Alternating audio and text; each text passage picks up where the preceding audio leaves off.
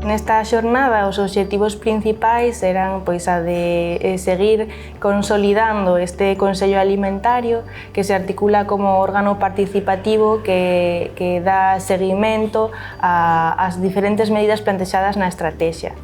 É un mecanismo tamén de involucrar as diferentes administracións e as diferentes entidades que existen no territorio vinculadas ao ámbito agroalimentario e sempre con ese fin de poñer o foco en fomentar a visión da agroecoloxía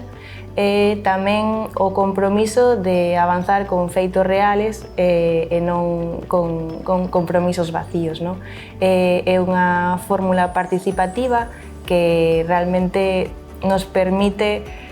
traballar de forma conxunta en todo o territorio. É, de feito, ao mesmo tempo un experimento porque nunca se fixera un Consello Alimentario interautonómico. De feito, decimos que non temos unha forma de constituir o Consello de forma legal porque non existe unha lei que defina un Consello interautonómico. Entón, esta xornada ven nos trae a seguir experimentando esta fórmula de traballo en rede en todo o territorio e tamén nos permite seguir sumando novas entidades e novas administracións, como pode ser hoxe a presenza do alcalde de Ribeira de Piquín. Entón, os obxectivos realmente como que nos levamos da xornada de hoxe sería por fin esa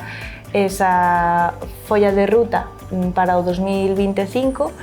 seguir avanzando nas medidas que nos faltan por acometer e, dende logo, tamén acercarnos físicamente a todas as persoas que moitas veces nos conectamos vía online e todo eso, é moi necesaria tamén ter esta experiencia de convivencia no día de hoxe. A nivel de traballo, creo que fixemos un moi bon traballo, porque pola mañá a verdad que non é fácil definir unhas tarefas concretas a cumplir daqui a dentro de 6 meses, que é cando vai ser o próximo Consello Alimentar, e despois da xornada da tarde o que acabo de comentar, é dicir, colaboracións con esos 3 concellos desde distintas vías, que iso tamén para nós é moi importante, que a estrategia este